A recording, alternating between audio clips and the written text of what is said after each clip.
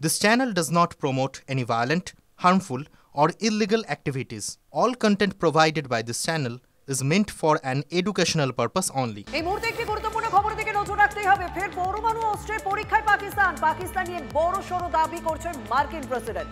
মার্কিন পরমাণু অস্ত্র পরীক্ষা যুক্তিতে পাক প্রসঙ্গ ট্রাম্পের। আমার সঙ্গে রয়েছেন আমার সহকর্মী সায়ন্ত, তার সঙ্গে কথা বলবো। সায়ন্ত, এত কিছু হচ্ছে তবুও তাকে রোখা যাচ্ছে না কেন পাকিস্তানকে, সেই নিয়ে জানবো তোমার কাছে। তবে এই মুহূর্তে একটা বক্তব্য শুনি, ট্রাম্প কি বলেছেন। I'm saying that we're going to test nuclear weapons like other countries. Russia's testing and China's testing, but they don't talk about it. You know, we're a open society. We're different. We talk about it. We have to talk about it because otherwise you people are going to report. They don't have reporters that are going to be writing about it. We do. Sayanta, সেভাবে তো দেখতে গেলে পাকিস্তান এই মুহূর্তে দাঁড়িয়ে আমেরিকার বন্ধু, বিশেষ করে ট্রাম্পের বন্ধু। সেই ট্রাম্প এখন পাকিস্তানকে ঢাল হিসেবে ব্যবহার করছে যে ওরাও পরমাণু অস্ত্র পরীক্ষা করছে, আমরা কেন করব না। মানে আমরাই শুধুমাত্র করছি না, নিজেকে একটা কোথাও মহান প্রমাণ করার চেষ্টা করছে। কিন্তু এই পেছনের কারণটা কি বলতো আসল? দেখো, কারণ একটাই, পাকিস্তান এখন বেপরোয়া কেন? এক, ভারতের যে বন্ধু সৌদির সঙ্গে হাত মিলিয়ে ভারতের সঙ্গে শত্রুতা তৈরি করার চেষ্টা করছে। দুই, নিউক্লিয়ার টেস্ট, যেটা মার্কিন প্রেসিডেন্ট ডোনাল্ড ট্রাম্পও যেটা বললেন যে পাকিস্তান গোপনীয়তার সঙ্গে নিউক্লিয়ার টেস্ট করেছে, সেটাও আবার ভূগর্ভের টেস্ট করে মূলত ভারতের দিকেও কোনো না কোনো বার্তা দেওয়ার চেষ্টা করেছে। তিন, বাংলাদেশের অভ্যন্তরে নিজেদের গুপ্তচর সংস্থা ISI এর যাবতীয় কাজকর্ম আবার নতুন করে কাজ শুরু করছে।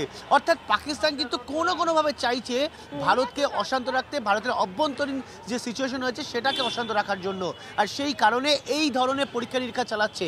দেখো, আমেরিকান প্রেসিডেন্ট যেটা দাবি করেছেন সেটা নিঃসন্দেহে অত্যন্ত গুরুত্বপূর্ণ, আর তার এই দাবিতে কিন্তু গোটা বিশ্বজুড়ে কিন্তু তোলপাড় পড়ে গিয়েছে। রাশিয়া, উত্তর কোরিয়া, চীন যখন করছে, পাকিস্তান কেন করবে না? পাকিস্তানও করছে।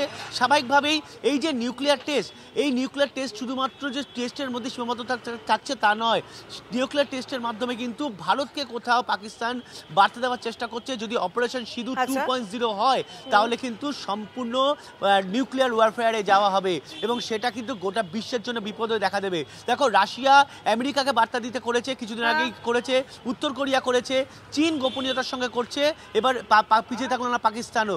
সব মিলিয়ে একটা বিষয় বলা চলে যে পাকিস্তান এই নিউক্লিয়ার টেস্টের মধ্যে বুঝিয়ে দেওয়ার চেষ্টা করছে যে তাদের যখন সব অস্ত্র শেষ হয়ে যাবে তখন তাদের কাছে যে অস্ত্রটা থাকবে সেটা হচ্ছে নিউক্লিয়ার, আর সেটা দিয়েই তারা কিন্তু ভারত বিরোধিতা করা ছাড়বো না এবং ভারতকে অশান্ত রাখবো, এটাই যেন পাকিস্তানের মূল মোটো হয়ে দাঁড়িয়েছে।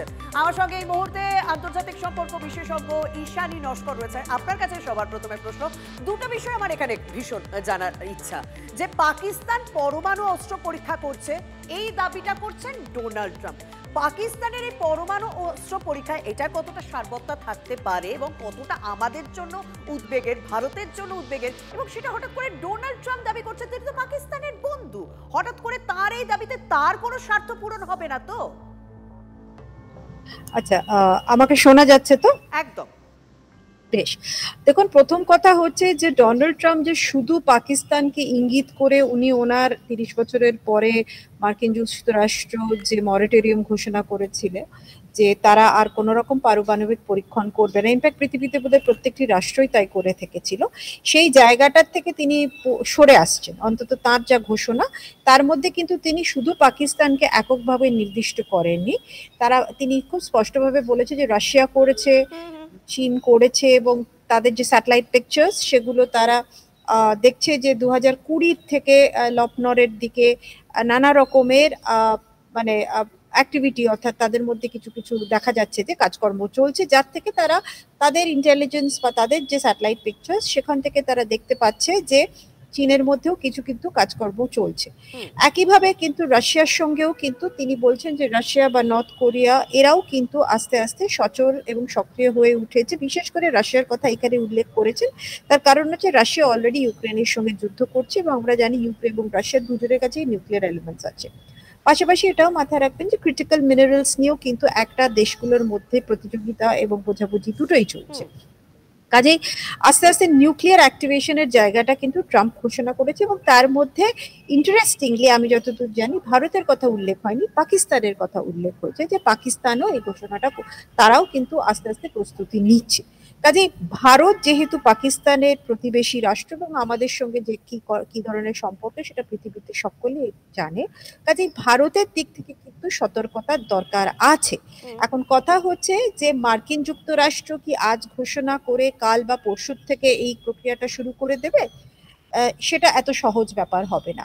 কথা হচ্ছে যে কি ধরনের তারা পারমাণবিক পরীক্ষণটা আবার তারা শুরু করতে চলেছে। যতটুকু বোঝা যাচ্ছে তাদের যে নিউক্লিয়ার যে মানে যে বিশেষজ্ঞরা রয়েছেন, এক্সপার্টস রয়েছে, ন্যাশনাল সিকিউরিটি নিউক্লিয়ার অ্যাডমিনিস্ট্রেশন যারা দেখছেন, তারা বলছেন তারা প্রথমে সিস্টেমস চেক করবে। সিস্টেমস চেক এর মানেটা কি? অর্থাৎ যেহেতু ট্রাম্প ঘোষণা করে দিয়েছেন যে একটা শুরু হতে চলেছে, তাহলে কিভাবে শুরুটা হবে প্রথম কথা হচ্ছে যে তারা যে জিনিসগুলোর ওপরে বা যে পার্টস গুলোর ওপরে, যে অংশগুলোর ওপরে নির্ভর করে নিউক্লিয়ার পরীক্ষা হয় সেগুলো কতটা সচল বা সক্রিয় আছে সেটা দেখা হবে। তার কারণ হচ্ছে মনে রাখতে হবে লাস্ট সিটিবিটির পর থেকে আর কিন্তু সেই ধরনের কোন রকমের পারমাণবিক পরীক্ষা পৃথিবী দেখতে পায়নি। সেক্ষেত্রে ট্রাম্প কি ভবিষ্যতে ব্যবস্থা নিতে চলেছেন এবং কোন পদ্ধতিতে ব্যবস্থা নিতে চলেছেন সেদিকে অবশ্যই নজর রাখতে হবে, কারণ সে যখন এরকম ফলাও করে ঘোষণা করছে। এই মুহূর্তে আমার সঙ্গে রয়েছেন এনএসজি কর্তা দীপাঞ্জন চক্রবর্তী। মিস্টার চক্রবর্তী, আপনার কাছে জানবো যে পাকিস্তান পরমাণু অস্ত্র পরীক্ষা করছে, ঘোষণা করছে ট্রাম্প, এবং যদিও ট্রাম্প কিন্তু আগে রাশিয়ার কথা বলেছে, উত্তর কোরিয়ার কথা বলেছে, চীনের কথা বলেছে, খালি সে ফলাও করে বলছে যে পাকিস্তান করছে, পাকিস্তানও পরমাণু অস্ত্র পরীক্ষা করছে, খালি আমরা করছি না। এই ট্রাম্পের এই বক্তব্যটার পরিপ্রেক্ষিতে আমাদের দেশের প্রেক্ষিতে যদি একটু আলোচনাটা এগিয়ে নিয়ে যায়, কোন দিকে এগিয়ে নিয়ে যাবেন? দেখুন, প্রথমত ডোনাল্ড ট্রাম্প তার যা ঐতিহাসিক ভাবে যা দিচ্ছে বক্তব্য গত 6 মাস 1 বছর ধরে, ওর বক্তব্যের গুরুত্ব আমার মনে হয় না পৃথিবীতে কেউই খুব একটা দিয়ে আছে, কারণ ওনার বক্তব্যের মধ্যে ভারসাম্য নেই।